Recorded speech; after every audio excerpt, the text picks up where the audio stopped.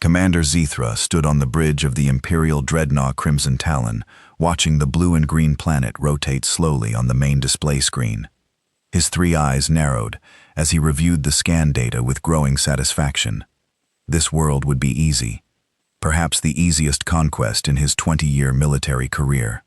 Another primitive world, his second officer reported, her voice carrying barely concealed disappointment. They have barely reached their own moon. Chemical rockets, nuclear fission, fragmented into hundreds of competing nations. No unified planetary government, no energy shields, no plasma weapons. Zethra clicked his mandibles in amusement. The Villian Empire had conquered 847 worlds across the galaxy. This one, listed in their database as Sol 3, would become number 848 before the week ended. The humans living there had no idea what was coming. They were children, playing with fire, thinking themselves advanced because they had split the atom and touched the void of space with clumsy metal capsules. Estimated resistance level? Zethra asked, already knowing the answer.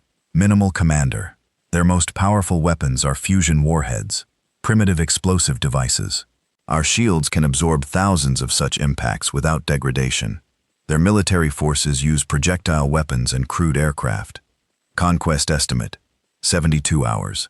72 hours. 3 days to add another world to the Empire's collection. 3 days to secure the resources of an entire planet. The humans would surrender quickly once they saw the futility of resistance. They always did. There. Ender. There. Prepare the standard ultimatum, Zethra commanded.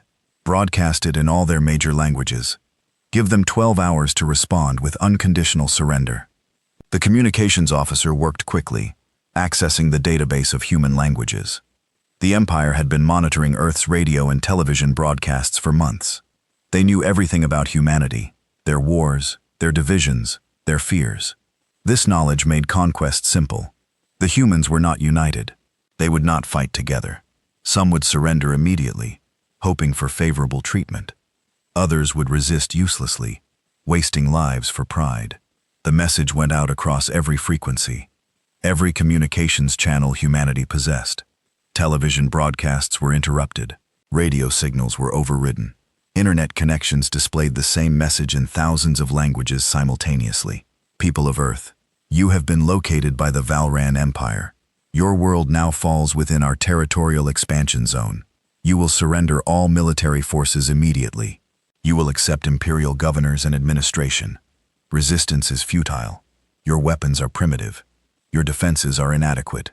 You have 12 hours to respond with total submission. Failure to comply will result in military occupation and the destruction of your major cities. This is your only warning. Across Earth, chaos erupted instantly. In Washington, D.C., the president was rushed to a secure bunker. In Moscow, military forces went to high alert. In Beijing, generals argued about response options. In London, Parliament convened an emergency session. Across the world, billions of humans looked up at the sky with fear, anger, and disbelief. Alien life existed, and it wanted to conquer them. The United Nations held an emergency meeting. Representatives from every nation gathered, their ancient differences suddenly seeming small in the face of an external threat. But unity did not come easily. Some nations wanted to negotiate. Others demanded immediate military response. A few hoped. The message was an elaborate hoax. We should launch our nuclear arsenal, one general argued. Show them we will not submit without a fight. That would be suicide, another countered. If they can travel between stars, our weapons might be useless against them. We must try to communicate, a diplomat insisted. Perhaps they can be reasoned with. Perhaps they want resources we can trade. The arguments continued for hours. No consensus emerged. Humanity had faced many challenges in its history, but never one like this. Never an enemy from the stars. With technology beyond comprehension, Commander Zethra watched the chaos with satisfaction. The humans were responding exactly as predicted. Confusion, fear, division. Some were already broadcasting messages of surrender. Others were positioning their primitive military forces. A few were launching their nuclear missiles toward the Imperial fleet, a gesture of defiance that would accomplish nothing. Intercept the incoming missiles, Zethra ordered casually. Use the point defense systems. Make it clear how outmatched they are. The nuclear weapons humanity launched with such hope were destroyed effortlessly. Laser systems locked onto each missile the moment it left the atmosphere, tracking trajectories with perfect precision. One by one, the weapons detonated harmlessly in space. Flashes of light that faded quickly in the void. Dozens of nuclear warheads enough to devastate continents, eliminated like insects. On Earth, military commanders watched in horror. Their most powerful weapons had been swatted aside without effort. The alien ships had not even moved to avoid the missiles. They had simply destroyed them casually, almost contemptuously. Prepare landing forces, Zethra commanded. The humans have 8 hours remaining in their ultimatum, but they have already demonstrated their intent to resist. Begin the occupation. Land forces at their major cities. Avoid excessive casualties if possible. Dead humans cannot work in the resource extraction facilities. 500 landing craft launched from the Imperial fleet. Each carried a full battalion of Valran soldiers, equipped with plasma rifles, energy shields, and powered armor. They would sweep through Earth's cities, overwhelming the primitive human defenders with superior firepower. Resistance would collapse within hours. The landing craft entered Earth's atmosphere like falling stars streaking across the sky, in precise formation. They targeted New York, London, Tokyo, Beijing, Moscow, Delhi, Sao Paulo, Cairo, major population centers, where the show of force would be most effective. Once these cities fell, the rest of the planet would surrender. But something was wrong. The first indication came from the sensor stations, deep underground in places humans had never explored. Strange readings appeared, energy signatures that should not exist, power sources activating after being dormant for millions of years. Massive, impossible, incomprehensible. Commander, the science officer reported, confusion evident in his voice. I am detecting unusual activity from the planet, significant energy buildups at multiple locations. Underground, deep underground. Zethra frowned. What kind of energy? Unknown, Commander. The readings are extraordinary. Power levels that should not be possible from a primitive civilization. And the patterns are wrong. They are not coming from human facilities. They are coming from the planet itself. Explain, Zethra demanded, feeling the first stirring of concern. I cannot, Commander.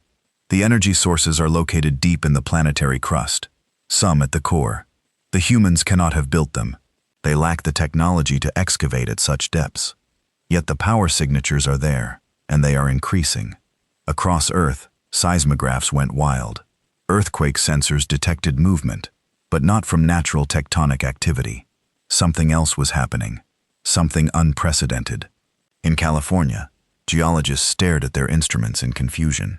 In Japan, researchers checked and rechecked their data, convinced their equipment was malfunctioning. In Chile, at the great observatories, scientists noticed something impossible. The moon's orbit had shifted, only by a tiny amount, barely measurable, but it had moved. Satellites confirmed it. The moon had adjusted its position by exactly 300 meters. That is impossible, one astronomer whispered. The moon does not just move. Something would have to push it, something enormous, deep beneath the Mariana Trench, the deepest part of Earth's oceans. Something stirred. Metal surfaces that had been covered in sediment for 60 million years began to glow with blue light. Ancient mechanisms older than humanity itself, activated with perfect precision. In the Sahara Desert, beneath millions of tons of sand, massive structures hummed with sudden power. Underground chambers the size of cities began lighting up, their systems running through diagnostic checks. After an impossibly long sleep, beneath Antarctica's ice, under 2 miles of frozen water, geometric patterns appeared as power grids activated. The ice above began to melt slightly, steam rising in places no human had ever visited. And at Earth's core, surrounded by molten iron under crushing pressure, something awakened, something vast, something that had been waiting. The Villian landing craft were 100 kilometers from the surface, when every sensor on the Imperial fleet suddenly screamed warnings. The energy signatures from Earth had increased exponentially. Power readings were off the scale. The entire planet was lighting up like a sun. Commander, the science officer shouted. "The planet is generating energy levels equivalent to our entire fleet's reactor output." "No, more than that. 10 times more. 100 times." "That is impossible," Zathra roared. "They are primitives. How?" "It is not the humans, Commander. The energy is coming from the planet itself. The geological readings are all wrong. This world's structure, it is not natural. There are manufactured components in the crust, in the mantle, at the core." "Commander, this is not a planet. This is the transmission from Earth came simultaneously on every frequency. It was not in any human language. It was not in Vale Ran either. It was something older, a language the Empire's computers took precious seconds to begin translating. The voice was not organic. It was artificial, ancient, and utterly cold. Defense system active, scanning threat level, analyzing hostile forces, calculating response parameters. 8-2000 and D8. The moon moved again. This time, not 300 meters, 300 kilometers. It shifted in its orbit with impossible speed, repositioning itself between Earth and the Imperial fleet. The rock and dust covering its surface began to fall away, revealing what lay beneath. Metal geometric patterns, weapon ports. The moon was not a moon, it was a weapons platform. Crew species identified. Human biological parameters confirmed, transferring command authority to native population. Across Earth, 8 billion humans suddenly felt something new in their minds. A presence, a connection, information flooding into their consciousness that they had no context for understanding. Images of systems and weapons and capabilities beyond comprehension, a neural link to something vast. Commander Zuthra watched in growing horror as his fleet sensors revealed the truth. Earth was not a natural planet. It was artificial, a construct. Every continent contained machinery. Every ocean concealed manufacturing facilities. The atmosphere itself was a multi-layered shield system that was only now powering up after millions of years of dormancy. They had not found a primitive world to conquer. They had found a dormant warship the size of a planet, and by invading, they had woken it up. The Valran landing craft, still descending toward Earth's surface, suddenly found themselves targeted by weapon systems they could not identify. The targeting locks were perfect, tracking hundreds of small craft simultaneously with impossible precision. No warnings were given, no second chances. The first landing craft exploded in a flash of blue light. Then another, then 10 at once. Within 30 seconds, all 500 landing craft were gone, vaporized by defense systems that had activated automatically. 500 battalions, the pride of the Valayan Empire's military, eliminated before they could even land. On the bridge of the Crimson Talon, alarms screamed. Sithra's 3 eyes widened in disbelief as his instruments showed him something that could not be real. The planet below was not just defending itself. It was preparing to attack. Weapon ports were opening on every continent. The moon was rotating, bringing massive cannons to bear. And deep in space, something was moving. Something that had been hidden in the asteroid belt, camouflaged and dormant. Mars. The red planet was not a planet either. It was moving under its own power, accelerating toward Earth's position, another component of whatever ancient defense network humanity had unknowingly been living on. "Retreat," Zuthra commanded. "All ships, retreat to jump distance immediately." But even as he gave the order, he knew it was too late. The Empire had made a terrible mistake. They had not conquered Earth. They had awakened something that should have remained asleep. And now, 8 billion confused and frightened humans had just been given control of the most powerful weapon system the galaxy had ever seen. The message repeated across every frequency, translated now into Viren with perfect clarity. Defense protocols engaged. Hostile forces detected. Neutralization authorized. This system is now under protection. Any further aggression will be met with total force. Earth began to glow, not with the soft light of cities and civilization, but with the harsh blue radiance of weapons charging. Weapons that had been built by a civilization so advanced that they could turn entire worlds into warships. Weapons that humanity did not understand but was now suddenly connected to. Weapons that were pointing directly at the Villian fleet. Commander Zithra realized in that moment of dawning horror that his conquest of Earth would not take 72 hours. It would not take 72 days. It would not happen at all. Instead, he and his entire fleet might not survive the next 72 minutes. The primitives were not primitives. They were the crew of a world-scale warship, and the galaxy was about to learn what that meant. Dr. Sarah Chen stared at her computer screen in complete disbelief. The geological data made no sense. None of it. She had been studying Earth's structure for 15 years, written her dissertation on tectonic plate movement, published papers in the most prestigious journals. She knew how planets worked, but the data flooding in from seismic stations worldwide told her that everything she knew was wrong. "This cannot be real," she whispered, checking the numbers for the 5th time. "This is impossible." Her colleague, Dr. James Morrison, looked over her shoulder at the display. His face had gone pale. "The readings are consistent across all stations. Sarah, look at this. The Pacific tectonic plate is not moving naturally. There are manufactured structures underneath it. Metal, composite materials, energy conduits the size of cities." Sarah pulled up satellite imagery, geological surveys, deep Earth scans. Every source told the same impossible story. Earth's interior was not what it should be. The core was generating power in ways that violated every law of physics. The mantle contained geometric structures that could not have formed naturally. The crust itself had massive components that were clearly artificial, hidden under miles of natural rock. "How long have these been here?" James asked quietly. Sarah did the calculations, her hands shaking. Based on the sediment layers, the mineral deposits, the way continental drift has moved over them, millions of years, tens of millions, maybe more. These structures are older than human civilization, older than human species. They were here before we evolved. Across the world, scientists were reaching the same horrifying conclusion. In Moscow, geophysicists stared at scan results, showing the Siberian plateau contained massive power generators. In Australia, researchers discovered that the entire continent sat atop what could only be described as a weapons platform. In South America, seismic arrays revealed the Amazon basin concealed manufacturing facilities of incredible complexity. Earth was not a natural planet. It was a construct. Something had built it, or converted it, long before humans existed.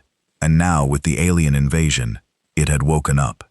The President of the United States sat in the Situation Room, surrounded by generals and advisors, listening to reports that sounded like science fiction. But the evidence was overwhelming. The destroyed alien landing craft were real. The energy readings were real. And the strange sensation in everyone's mind, that odd new presence, was very real. "Mr. President," General Patterson said carefully, "we are receiving reports from personnel at NORAD, the Pentagon, NASA, and every military installation. They are all experiencing the same phenomenon, some kind of neural connection. Information appearing in their minds, schematics, instructions, access to systems they did not know existed." "What kind of systems?" the President asked. Patterson hesitated. "Weapons systems, sir. Defense networks. The personnel describe it as having sudden knowledge of how to operate equipment that does not exist in any manual. Lieutenant Morrison at Cheyenne Mountain reports he can feel targeting sensors tracking the alien ships. Commander Richards at Naval Base San Diego says she has awareness of underwater launch platforms in the Pacific. Neither of them understand how they know these things.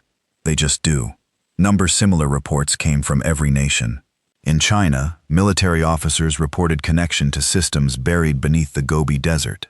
In Russia, submarine crews detected massive underwater structures responding to their thoughts. In Europe, Air Force pilots felt inexplicable links to satellite networks that were not in any database. Humanity was connected to Earth, not metaphorically, actually physically connected through some kind of neural interface that had activated when the planet's defense systems came online. 8 billion people suddenly had access to a weapons platform they did not understand, built by a civilization they had never encountered. A young engineer named Marcus Webb sat at his desk in Seattle, staring at his hands. He could feel something new in his mind, like having a new sense he had never possessed before. If he concentrated, he could perceive things that should be invisible to him. Energy flows beneath the city. power conduits, weapon systems, manufacturing bays. He closed his eyes and focused, letting the strange sensation guide him. Information flooded in. Technical specifications, operational parameters, targeting protocols. He was not an engineer anymore. Or rather, he was more than an engineer. He was a potential operator for systems of incredible complexity. In Seoul, a 17-year-old student named Ji-woo Park experienced the same connection. She sat in her apartment, ignoring the emergency broadcasts on television, exploring the strange knowledge appearing in her consciousness. It felt like accessing files on a computer, except the computer was somehow connected directly to her brain. She could sense weapons, enormous weapons, continental in scale. Without fully understanding what she was doing, Ji-woo reached out mentally and touched one of the systems, just to see what would happen. Just curious, in the East China Sea, a section of the ocean floor opened. A massive railgun, buried under sediment for millions of years, rose toward the surface. It rotated smoothly, orienting on targets in orbit. Targeting data streamed into Ju's mind with perfect clarity. 2 alien warships, distance 380,000 kilometers, threat level high, authorization to engage granted. Ji-woo hesitated, suddenly aware of the enormous power at her fingertips. She was 17. She had an exam tomorrow. She had never fired a gun in her life, and now she had access to a weapon that could destroy spaceships. The alien vessels were moving, repositioning to fire on population centers. Tokyo, Seoul, Shanghai. Millions would die if they opened fire. Ji-woo made her decision. She gave the mental command. The railgun fired. The projectile was a solid tungsten rod, 3 meters long, accelerated to a significant fraction of light speed. It crossed the distance to the alien warships in seconds. The first ship's shields flared briefly, then collapsed. The projectile punched through the hull like paper, the kinetic energy converting to an explosion that tore the warship apart from the inside. The second ship began evasive maneuvers, but Ji-woo had already fired again. Another tungsten rod, another direct hit. 2 capital ships of the Vran Empire, each capable of glassing a continent, destroyed by a teenager in Seoul who was still wearing her school uniform. Ji-woo sat back in her chair, breathing hard. "What the hell did I just do?" she whispered. Across Earth, others were making similar discoveries. A retired general in Colorado found he could interface with the moon's targeting systems. He had been out of active service for 5 years, spending his time fishing and watching his grandchildren. Now he stood in his backyard, staring up at the sky, mentally connected to weapons batteries that could engage targets anywhere in near-Earth space. The Valran fleet was in chaos. They had come expecting easy conquest. Instead, they faced weapons they could not predict, fired by operators who were learning the systems in real time. The primitives were not primitives. They had inherited an arsenal that exceeded the Empire's entire military capability. Commander Zethra watched his fleet strength diminish with each passing minute. 6 more ships destroyed, then 4 more. The attacks came from impossible angles, from the planet's surface, from the moon, from underwater platforms, from weapons hidden in asteroid clusters. Every system was waking up, and every system was deadly. "We must withdraw," his second officer insisted. "Commander, we are losing ships faster than we can retreat. This is not a battle. This is slaughter." Zethra wanted to argue, but the data was undeniable.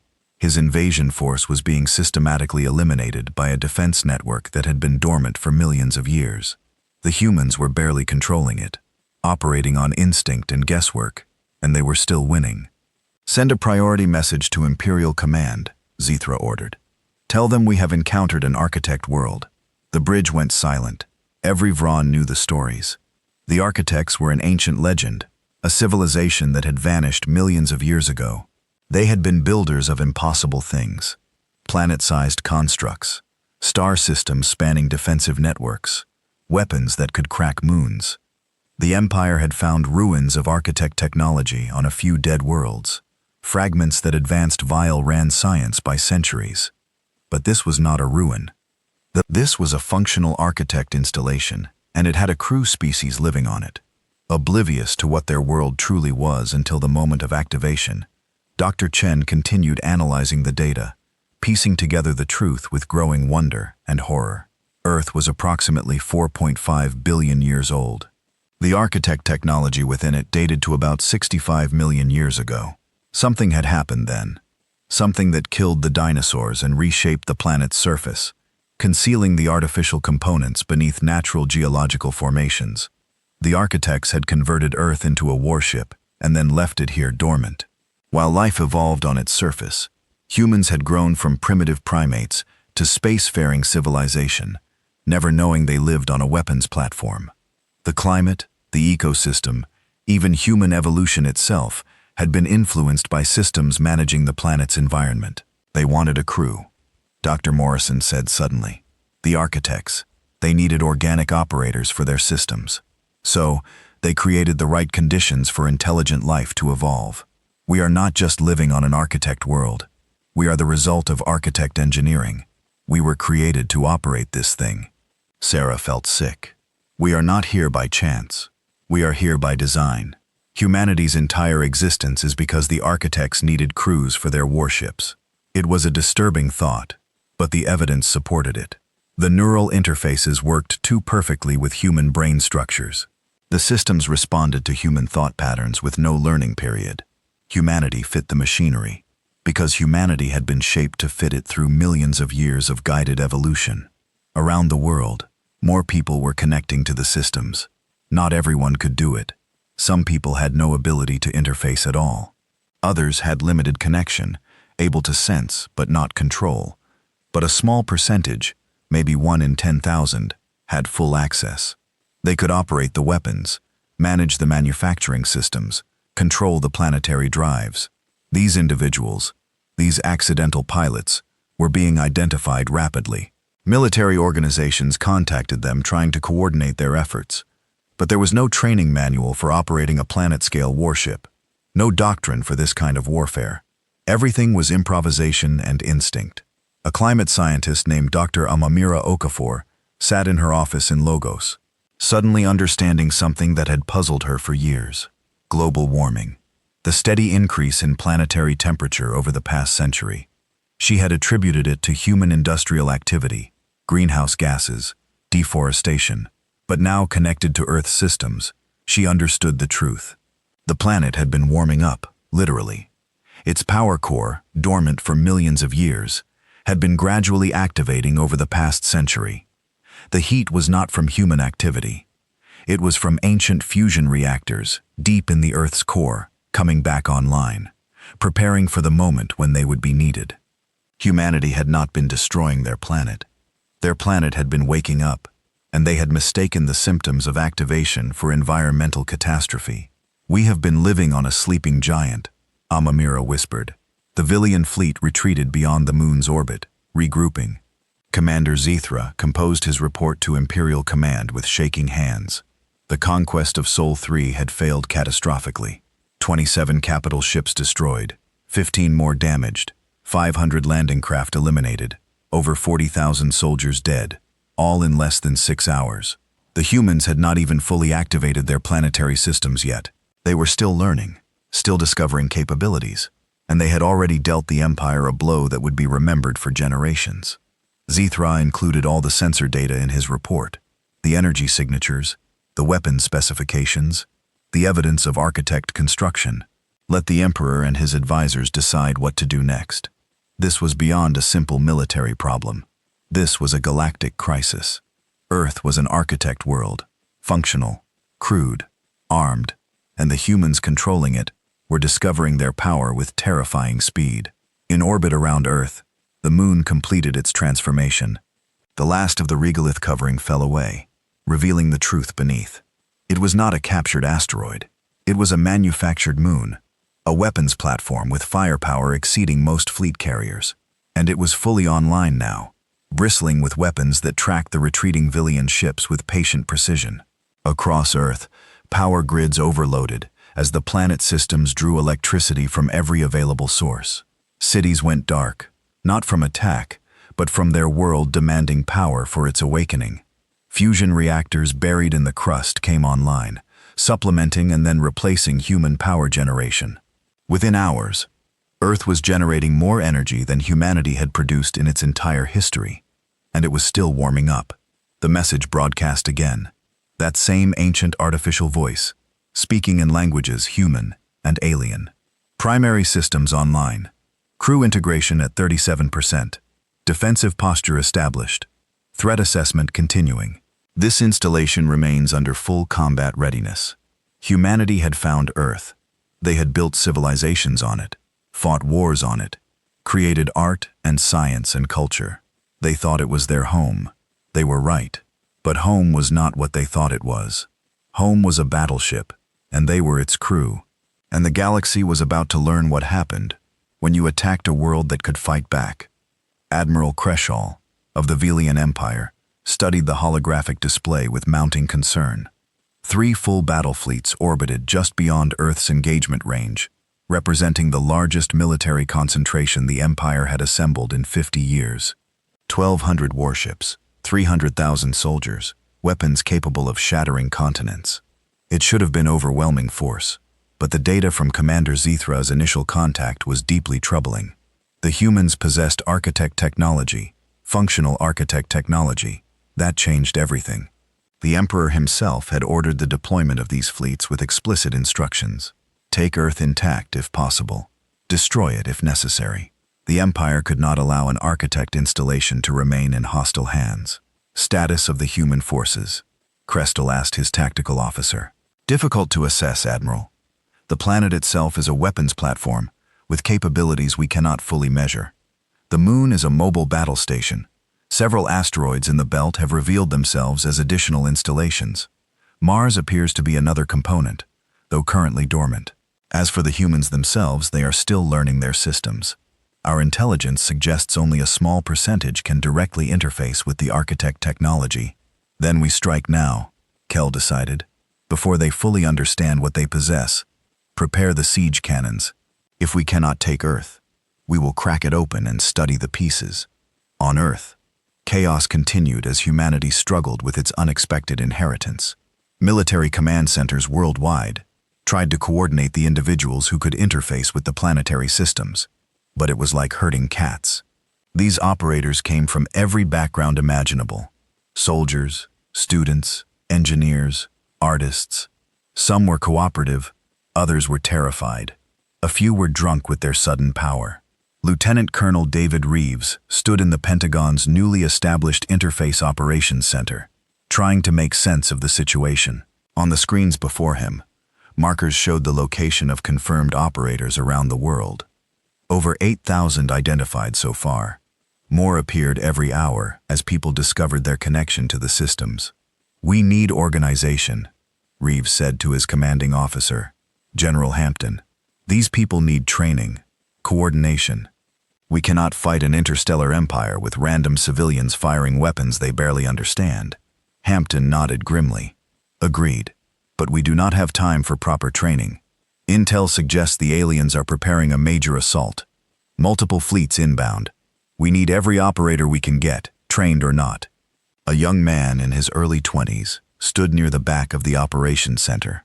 Feeling completely out of place, Marcus Webb had been brought here from Seattle after he accidentally activated a coastal defense system that destroyed 2 alien scout ships.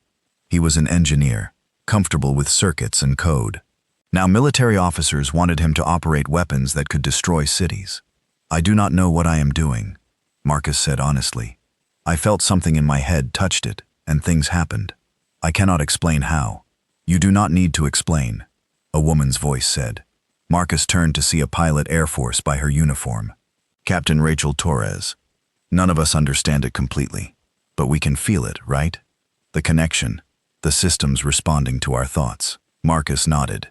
"It is like having a new sense. I can feel the weapons, the power systems, manufacturing facilities under the ocean.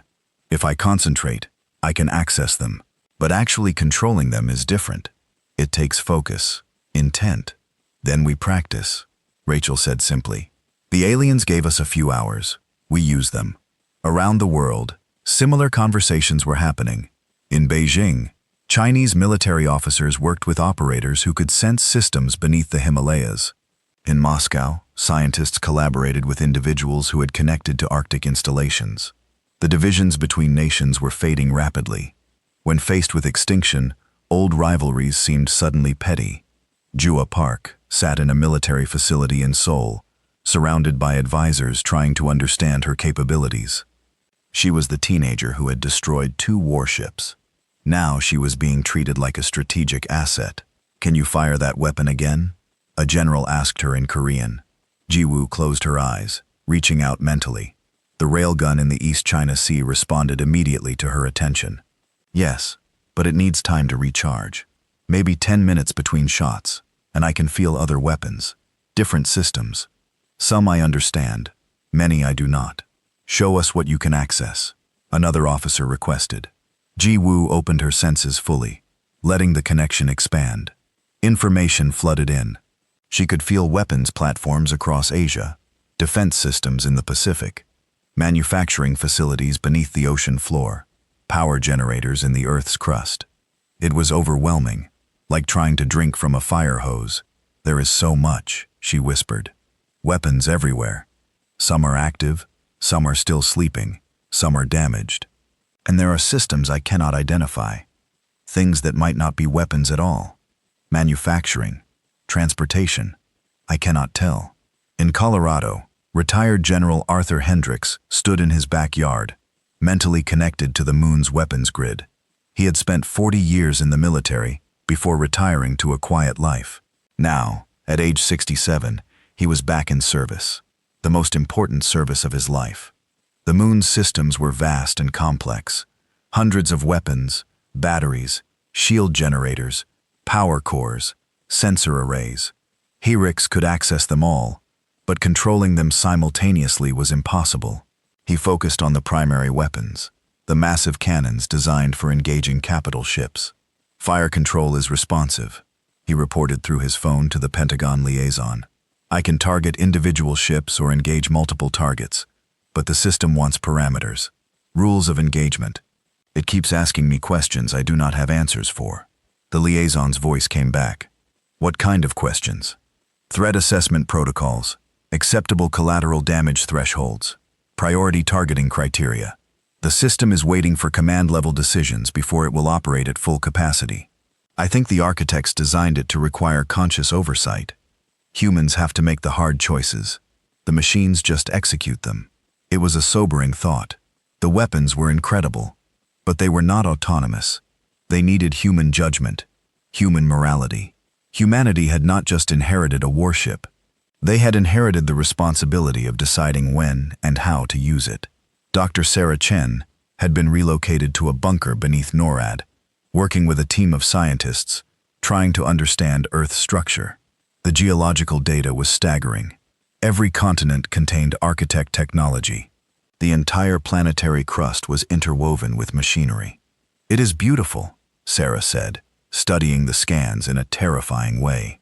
"The integration of artificial and natural systems is seamless. The architects did not just build weapons into Earth. They made the weapons part of Earth. The planet's tectonic activity is managed by the systems. The magnetic field is generated by artificial cores. Even the atmosphere is regulated by environmental processors. Earth as we know it exists because the architects made it this way." A young geophysicist named Dr. Yuki Tanaka pointed to a specific scan. "Look at this. The Pacific Ocean floor. There are structures down there larger than cities. Manufacturing complexes. They are starting to activate producing something. The output is being transported through underwater channels." "Producing what?" Sarah asked. "Drones, I think. Automated defenders. The system is building its own fleet. Across Earth's oceans, ancient factories came online. They drew resources from the ocean floor, processed minerals through technologies humanity barely understood, and produced machines of war, small attack drones, space fighters, automated weapon platforms. The production rate was extraordinary. One factory alone was outputting 1,000 units per hour. Humanity was not fighting alone. Earth itself was mobilizing, manufacturing the tools for its own defense. Admiral Kushtal received reports of the manufacturing activity, with growing alarm. "They are building forces. The planet is literally constructing a military fleet. If we do not strike now, They will become unbeatable. Siege cannons ready. Admiral. His weapons officer reported targeting the planet's major power nodes. If we destroy the primary reactors, the defense systems should fail. Cal gave the order. Fire. 6 massive beams of coherent energy lanced toward Earth from the Villian fleet. Each beam carried enough power to vaporize a mountain. They targeted locations where sensor data showed the strongest energy signatures. Beijing, Moscow, the Sahara, the Amazon, Antarctica, the Pacific. The beams struck Earth's atmosphere and stopped. Simply stopped as if hitting an invisible wall. The atmosphere itself was the first layer of defense, a shield of incredible sophistication. The energy from the siege cannons was absorbed, distributed, and dissipated harmlessly across the global grid. "Impossible!" Cresto shouted. "Those are C-grade weapons. They should penetrate any shield. The planetary defense is unlike anything in our database," his science officer reported. "It is not a traditional energy shield. It is manipulating the atmosphere itself, using it as a medium to redistribute incoming energy. Our weapons are not penetrating. They are being spread across the entire planetary surface until the energy density is negligible." On Earth, operators felt the attack through their neural links.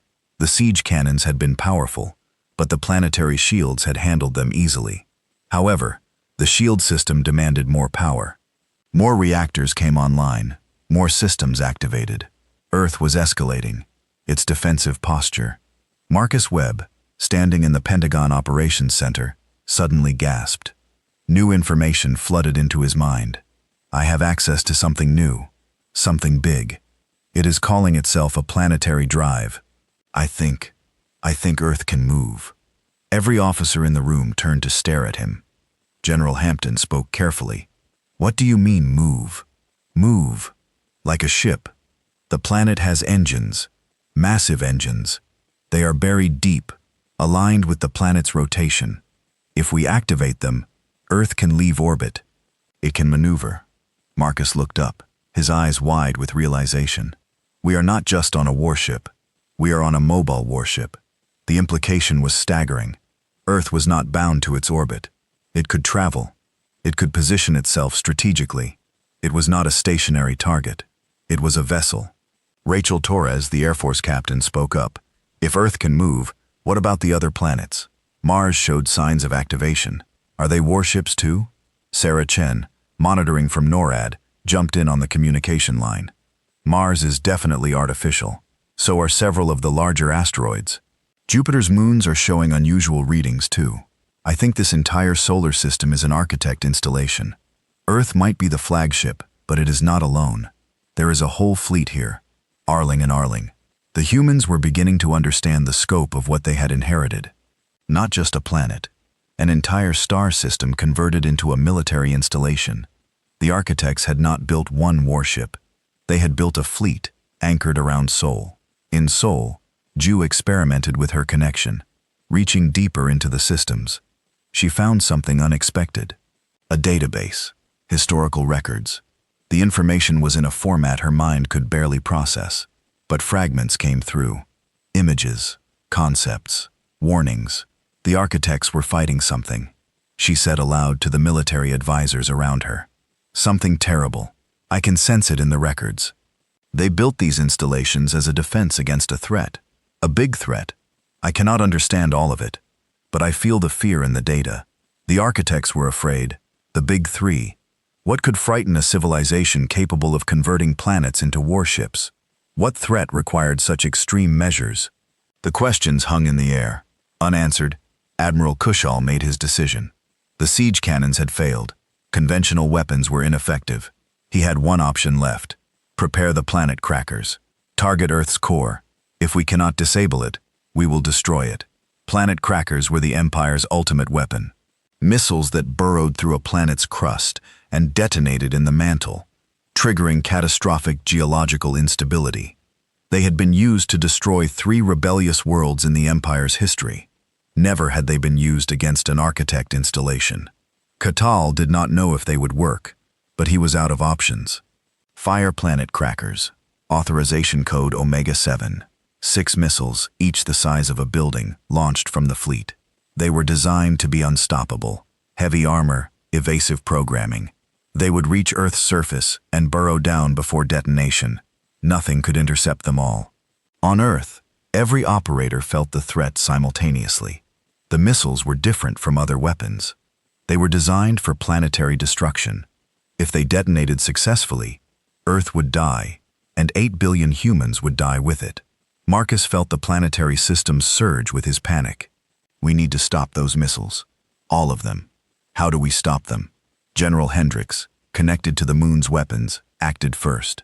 He engaged the missiles with the moon's point defense systems. 2 missiles destroyed, but 4 remained. Jessu fired her railgun. 1 missile eliminated. 3 left. Rachel Torres, discovering she could control atmospheric drones, launched hundreds of them. They swarmed the remaining missiles. Kamikaze attacks from automated fighters. 1 more missile destroyed, 2 left. The last 2 missiles entered Earth's atmosphere, their armor glowing white-hot. They were too close, too fast. Conventional weapons could not stop them in time. Marcus made a desperate decision. He activated the planetary drive not to move Earth, just one engine. A focused pulse of thrust directed upward through the atmosphere. The exhaust from an engine designed to push an entire planet. The blast was incomprehensible. A column of superheated plasma erupted from the Pacific Ocean, reaching into space like the finger of an angry god. The 2 missiles flew directly into it and vaporized instantly. The ocean around the engine port boiled. Steam clouds rose for miles, but Earth survived. We did it, Marcus whispered, exhausted. We stopped them, but Admiral Kressel was already ordering another salvo, and another fleet had just appeared at the system's edge. The Empire was committing everything to this battle. Earth had survived the first exchange, but the real war was only beginning, and humanity was learning a harsh lesson. Owning the most powerful warship in the galaxy meant nothing if you did not know how to fight with it. The emergency session of the United Nations had never seen anything like this. Representatives from every nation sat together, old enemies side by side, watching the holographic display showing the Vyleron fleet positions. 3 more battle groups had arrived. The alien armada now numbered over 1,800 warships. They surrounded the solar system like a closing fist. We are outnumbered, the Russian ambassador said quietly. Even with Earth's weapons, we face impossible odds. The American representative shook her head. Numbers do not matter if we cannot coordinate. We have 8,000 operators worldwide, each controlling different systems. We are fighting as individuals, not as a unit. We need organization. Unity. Unity, the Chinese ambassador repeated. How do we achieve that when we barely understand the weapons we are using? An unexpected voice spoke up. Dr. Sarah Chen, the geophysicist, had been granted special access to address the assembly. The neural interface works better when operators cooperate. We have been testing it. When multiple operators focus on the same system together, their connection strengthens. The architect technology responds to collective human consciousness. It is designed for crews working in coordination. The Secretary General leaned forward. You are saying the system works best when we work together. Exactly. The architects built this as a warship, and warships need crews, not individual heroes. Coordinated teams. When operators combine their efforts, they can access capabilities none of them could reach alone. It was a revelation that changed everything. Earth's defenders needed to stop fighting as scattered individuals and start operating as a unified crew. But that required something humanity had struggled with throughout its history: cooperation on a global scale. We need a command structure. A military advisor suggested operators assigned to specific systems, clear chains of command, coordinated tactics. We need more than that, said Dr. Amamira Okafor, the climate scientist who understood the planetary power systems. We need volunteers willing to enter deep neural integration. The system has chambers, facilities designed for maximum connection. Operators who enter them can access far greater capabilities, but at significant physical cost. The implications were sobering. Deep integration meant risking lives to achieve greater power. It meant asking people to become part of the machine, potentially burning out their nervous systems for the sake of planetary defense. Where are these chambers? The Secretary General asked. Amamira pulled up a map all over the world under the pyramids of Giza, beneath Stonehenge, At Angkor Wat in Cambodia, under Machu Picchu, Gebekli, Easter Island, every ancient site that humanity considered sacred or mysterious. They were all built on top of architect integration chambers. Our ancestors sensed something powerful in those locations. They were right. Marcus Webb sat in the Pentagon Operations Center, listening to the global conference through his headset. The idea of deep integration terrified him, but the alternative was worse. If Earth fell, humanity ended. It was that simple. "I will do it," he said quietly. "I will volunteer for deep integration." General Hampton looked at him seriously. "You understand the risks? The medical teams cannot guarantee your safety. We do not fully understand what this will do to your body." "I understand, but I can feel the planetary drive systems. They respond to me better than to anyone else. If I enter deep integration, maybe I can actually move Earth, position us strategically. We need every advantage." Similar conversations happened around the world. Ji Woo in Seoul volunteered for the chamber beneath the Korean demilitarized zone, a site that had been discovered only days ago. General Hicks, despite his age, insisted on entering the chamber beneath Cheyenne Mountain, seeking deeper connection to the moon's systems. Rachel Torres requested assignment to a chamber in New Mexico, where she had grown up near ancient Poblano in ruins. Hundreds volunteered. Thousands, young and old, military and civilian, from every nation and culture. They would become Earth's pilots, linking their nervous systems directly to a planet-scale warship. Many would not survive the process, but they went willingly, understanding what was at stake. The integration chambers were incredible. Ancient technology that had waited millions of years for the right crew species. Marcus descended into the chamber beneath the Great Pyramid, accompanied by medical staff and military observers. The chamber was vast walls, covered in geometric patterns, that glowed with soft blue light. At the center stood a chair, or perhaps a throne, designed for a human body with unsettling precision. "The architects knew what we would look like," Marcus said, staring at the chair. "They designed this for humans specifically." "How is that possible?" Dr. Chen, monitoring remotely, offered her theory. "They did not predict what we would look like. They engineered it. They shaped human evolution over millions of years to produce operators compatible with their systems. We fit because we were made to fit." It was a disturbing thought, but Marcus had no time to dwell on it. He sat in the chair. Immediately, connections emerged from the armrests and headrest, fine tendrils that interfaced with his nervous system. There was no pain, just an overwhelming sensation of expansion. His consciousness spread outward, merging with the planetary drive systems. Suddenly, he was not just Marcus anymore. He was part of Earth itself. He could feel the planet's rotation, its orbit around the sun, the gravitational interactions with the moon and other planets, and he could change those things. The planetary drives were his to command, responding to thought as naturally as moving his own limbs. Integration successful. A medical monitor reported neural activity is stable. Subject is maintaining consciousness. Marcus could barely hear them. His awareness was too vast. He could sense the Vran fleet positioning for another attack. He could feel the strain on Earth's shield systems. And he knew with absolute certainty what needed to be done. "Earth needs to move," he said, his voice distant. "The fleet is concentrating fire on one hemisphere. If we rotate faster, distribute the incoming energy across more surface area, I can do it." He engaged the planetary drives, not to move Earth from orbit, but to alter its rotation. The planet's spin increased slightly, just enough to ensure no single location bore the brunt of sustained bombardment. It was such a small change that humans on the surface barely noticed. But strategically, it was significant. In Seoul, Ju Yu entered her integration chamber and connected to the weapons grid. Her consciousness exploded outward, linking with every weapons platform across Asia and the Pacific. Hundreds of railguns, thousands of missile batteries, drone swarms numbering in the millions. They all answered to her now, a symphony of destruction awaiting her command. But the integration came with a cost. Pain shot through her nervous system.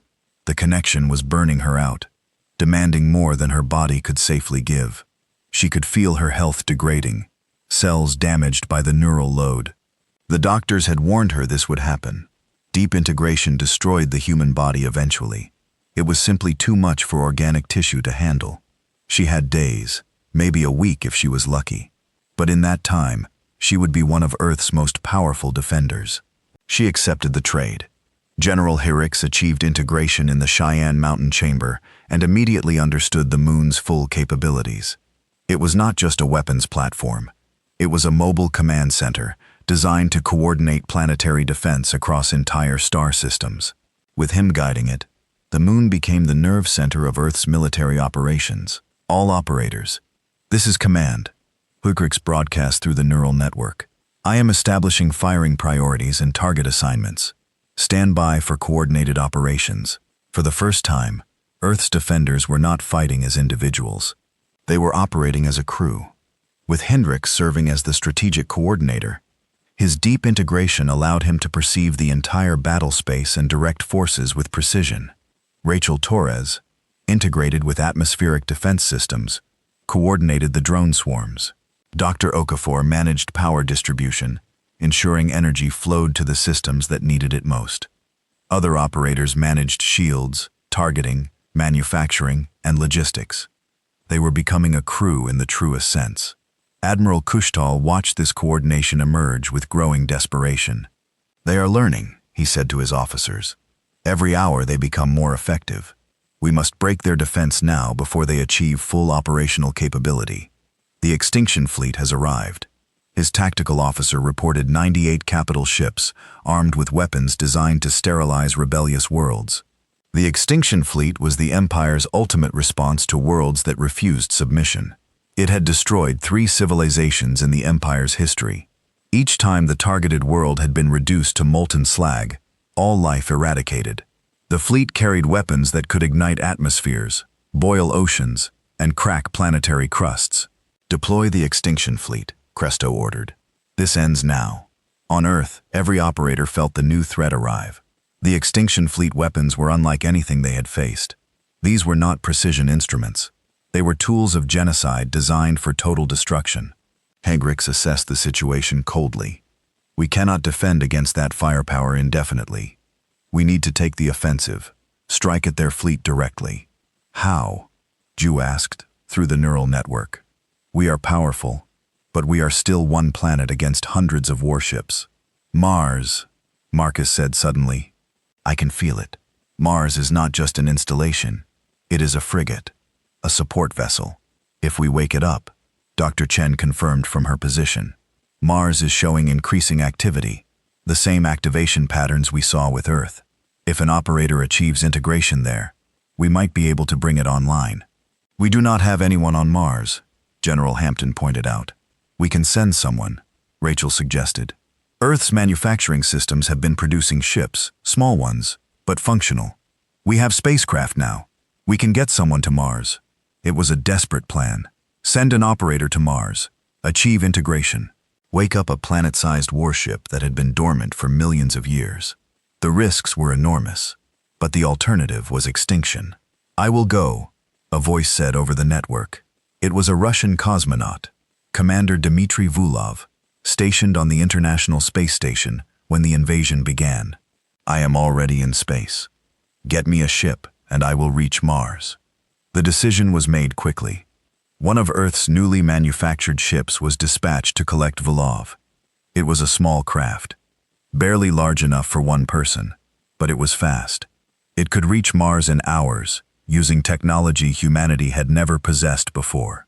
While Vulov began his journey, the extinction fleet opened fire. The attack was devastating. Coherent energy beams designed to ignite atmospheres struck Earth's shields. The planetary defense held, but barely. Power systems strained. Shield generators overloaded. The operators felt Earth's pain through their neural links. Redistribute shield coverage, Rix commanded. Focus on the northern hemisphere. Let some energy through on the southern oceans. We can absorb impacts on water. It was a calculated risk. Allowing some weapons through meant accepting damage. But trying to block everything would overload the shields completely. Earth had to endure some hits to survive. The extinction fleet beams penetrated the shields in the South Pacific. The ocean boiled instantly. Billions of tons of water flash vaporized into steam. Tsunamis radiated outward from the impact zones. Coastal cities evacuated in panic, but Earth itself survived. Ji-woo coordinated the counterattack. With her deep integration, she controlled weapons across the Pacific region like extensions of her own body. Railguns fired in perfect synchronization. Missile swarms launched in waves. Drone fighters engaged the Extinction Fleet's smaller craft. 3 capital ships of the Extinction Fleet were destroyed in the first minute of her assault. 5 more in the second minute. The Villian forces had never faced such precise, overwhelming counterfire. One human operator integrated with the planetary systems was proving more effective than their entire tactical division. But the cost was terrible. Ji-woo screamed as her nervous system burned. Medical monitors showed catastrophic damage. Her body was failing under the neural load. "Break integration," her medical team shouted. "You are killing yourself." "Not yet," Ji-woo gasped. "Not until Mars wakes up. Not until we have support."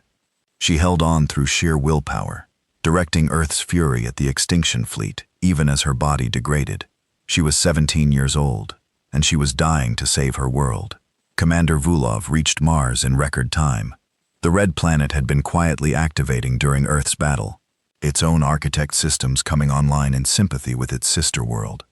Volkov landed near Olympus Mons, the largest volcano in the solar system, now revealed to be the primary integration chamber for the Mars installation.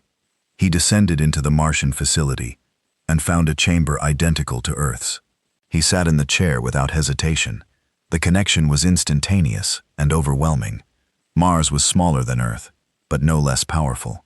It was designed as a support vessel, a weapons frigate that could maneuver quickly and provide covering fire for the larger planetary warships. Integration complete.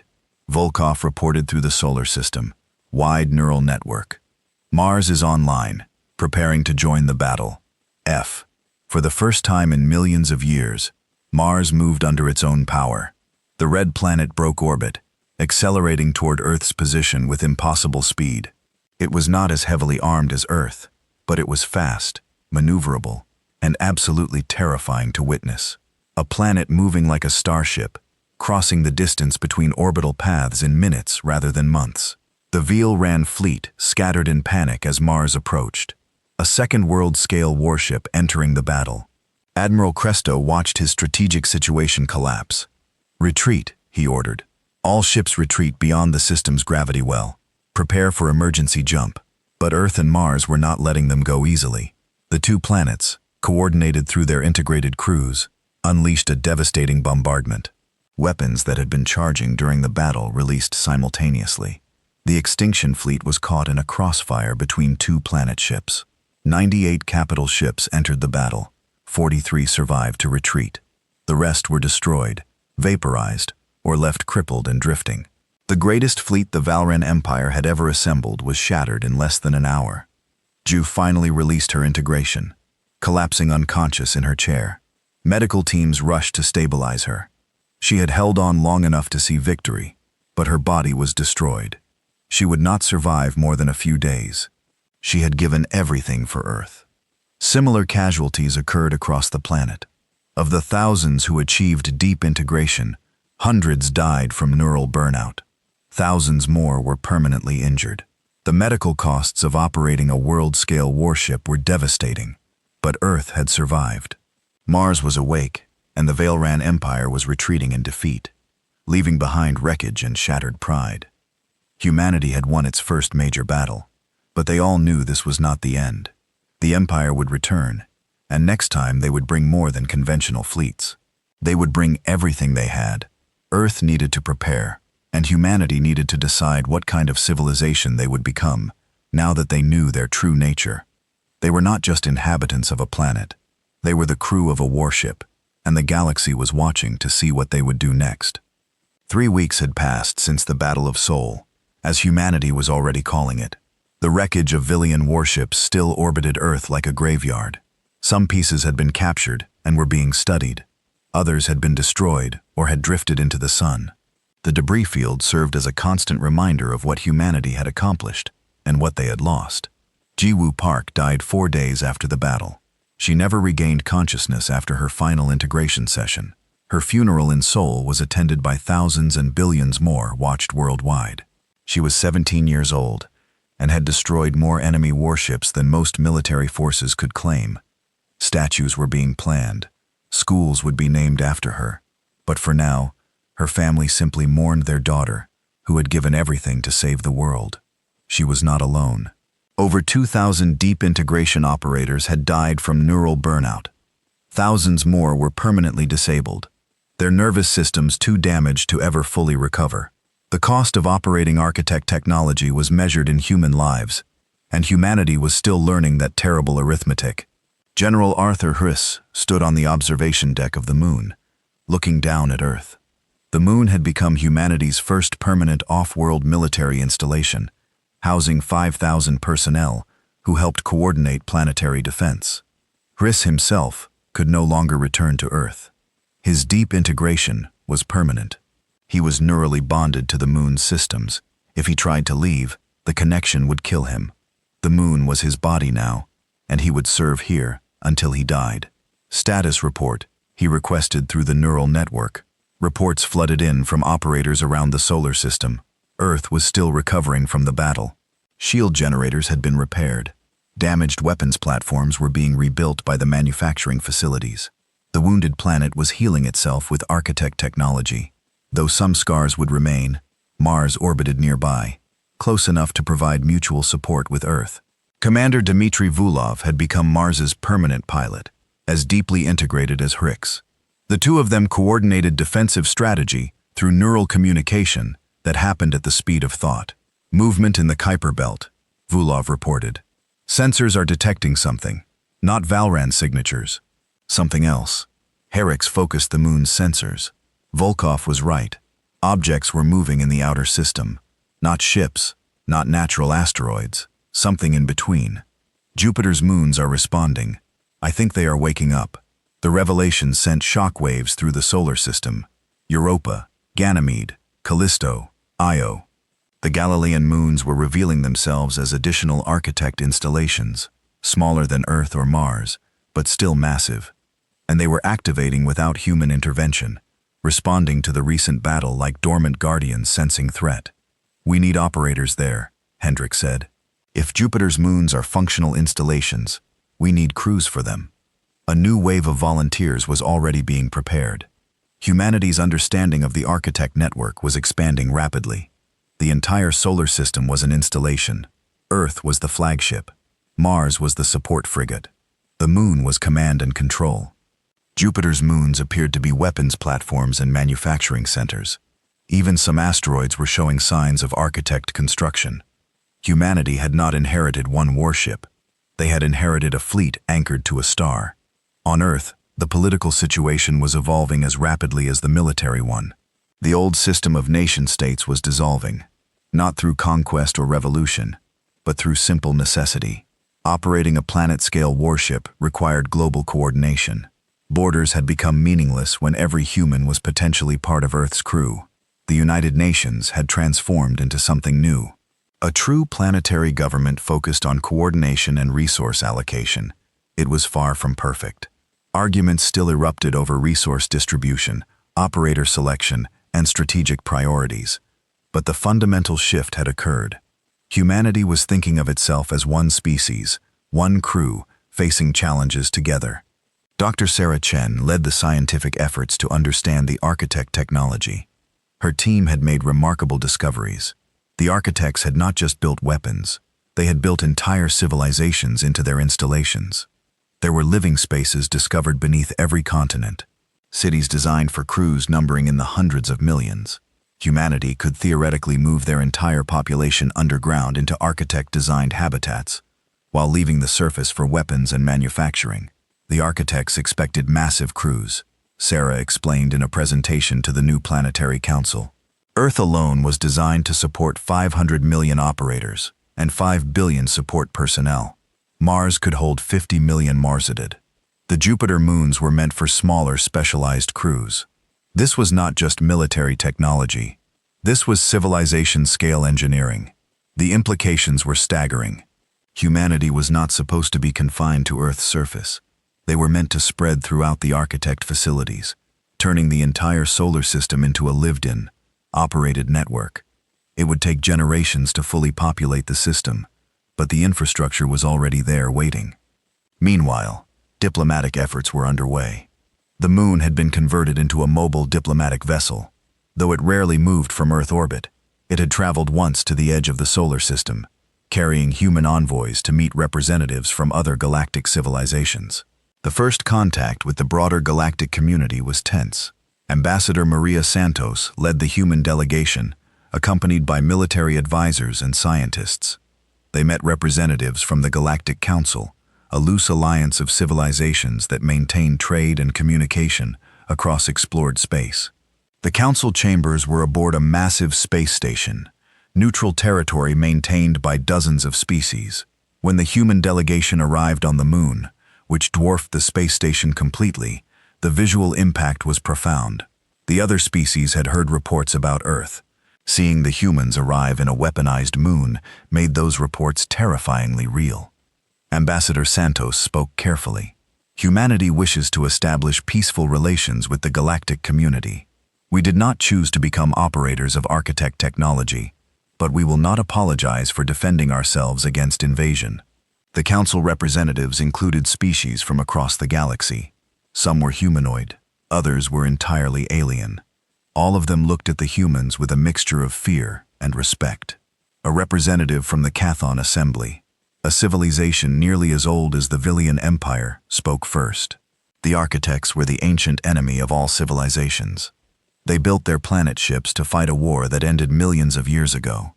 Their technology is the most dangerous in the known galaxy, and you control an entire system of it. We are still learning to control it, Santos replied honestly. Many of our people have died operating systems they barely understood.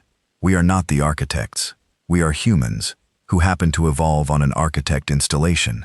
That is what concerns us, a different representative said from a species Santos did not recognize. The architects vanished mysteriously. Their planet ships went dormant. No one knows why. No one knows if they are truly gone or merely waiting. And now humans have awakened one of their installations. You may have triggered something far more dangerous than the Villian invasion. It was a chilling thought. What if the architects were not extinct? What if Earth's activation had sent some kind of signal? What if something was coming in response? Santos had no answers, but she offered what she could. Humanity will share what we learn about the architect technology. We will not threaten peaceful civilizations. We ask only for the same courtesy. Leave us in peace, and we will coexist peacefully with the galaxy. And if the Vron Empire attacks again, the Cathy representative asked. Then we will defend ourselves, Santos said simply. We have that right. The council could not argue with that, but the political situation was complex.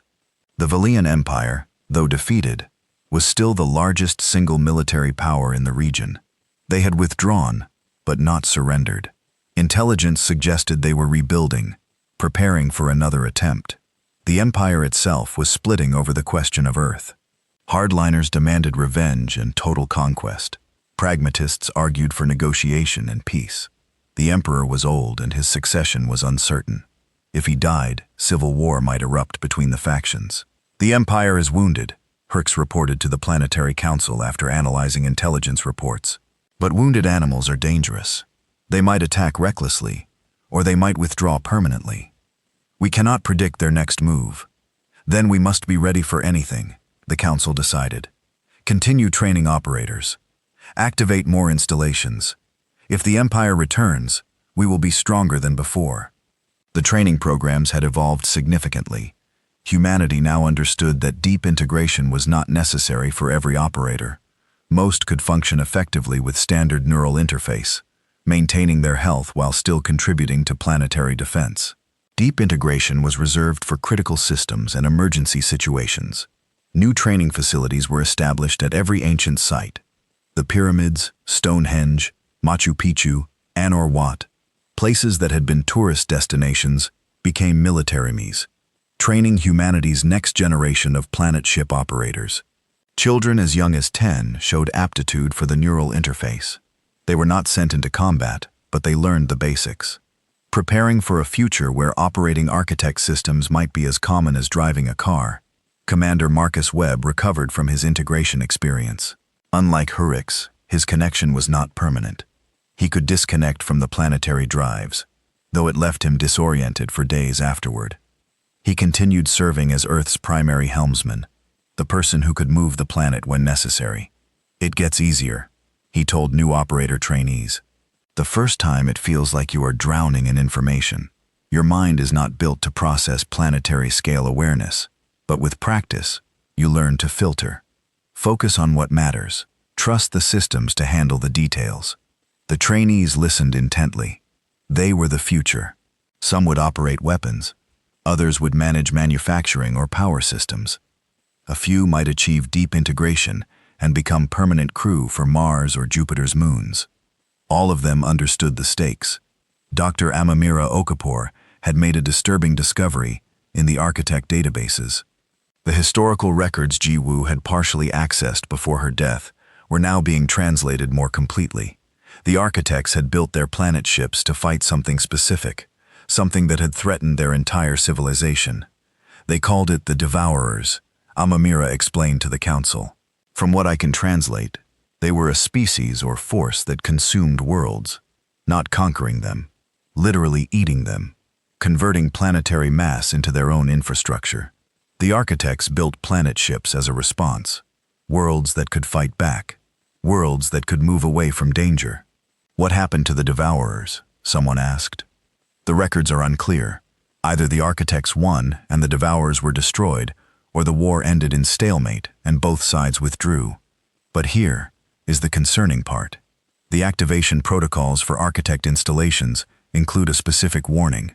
If Earth detects Devourer signatures, all systems go to maximum combat readiness automatically." "Are we detecting those signatures?" Santos asked. "Not yet, but the system is watching. If the Devourers still exist somewhere in the galaxy, Earth will know if they approach." It was yet another threat to worry about. But humanity was learning to live with existential danger. They had already faced annihilation and survived.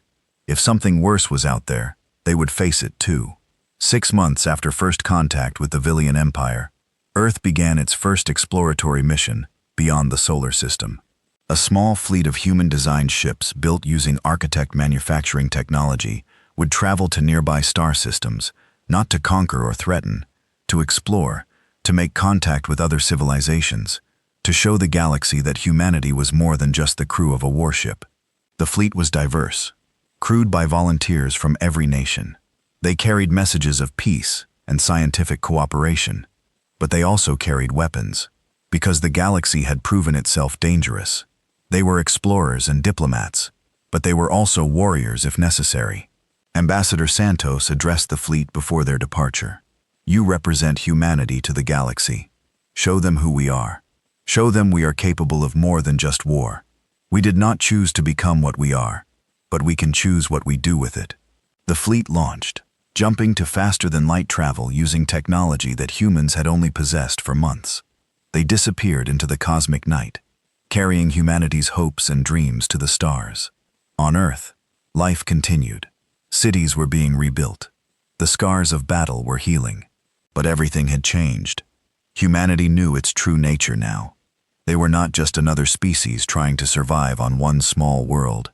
They were the inheritors of technology that could reshape solar systems. They were the crew of Earth, a planet-scale warship left behind by an ancient civilization. The question now was what humanity would become. Would they be conquerors like the Villian Empire? Would they be isolationists, hiding behind their weapons? Or would they be something new? A species powerful enough to defend themselves, but wise enough to seek peace. General Herrix watched Earth from the moon's observation deck. Thinking about that question, he was 67 years old and would die on this moon. His neural system too integrated to ever separate, but he did not regret his choice. He had given his life to protect humanity's future. Now, it was up to the next generation to decide what that future would be. "Sir," an operator reported, "we are detecting unusual energy signatures in deep space, multiple sources moving toward our system." Hers felt a chill. "Identification: unknown. Not Valran. Not any species in our database. The energy patterns are strange, organic, like they are alive. Rix accessed the sensor data directly through his neural link. The signatures were indeed unusual, massive, ancient, and they were approaching from the direction of the galactic core, where the architects had supposedly fought their ancient war. Send a priority alert to Earth and Mars, Rix ordered. Unknown contacts approaching, possibly hostile. Prepare defensive measures across the solar system. Architect installations began activating more fully. Systems that had remained dormant even during the Veil-Ran battle came online. Earth's deepest weapons held in reserve prepared to deploy. Mars adjusted its orbit positioning for combat. Jupiter's moons powered up their manufacturing facilities, beginning to produce ships at rates humanity had not yet attempted. The Architect network was recognizing a specific threat, and it was responding with the full power of its design. Humanity gathered on their planet ship, watching the darkness of space with newly opened eyes. They had faced one empire and survived. Now something else was coming. Something that had fought the architects themselves millions of years ago. Whatever happened next, humanity would face it, as they had learned to face all challenges. Together as one species, as the crew of Earth, the blue planet turned in space, surrounded by its fleet of moons and sister planets. A network of world ships, waiting for whatever came from the deep. Weapons that could crack continents stood ready. Shields that could deflect starfire were charged. Millions of operators worldwide maintained their neural links, ready to defend their home. Humanity had not asked to become warriors on a galactic scale. They had not chosen to inherit weapons that could reshape solar systems. But the galaxy had found them, had attacked them, and had learned a crucial lesson. Earth was not a prize to be taken. It was a warship to be feared, and its crew, once divided and primitive, had become something the galaxy had not seen in millions of years. They had become the rightful heirs of the architects, and the galaxy would never be the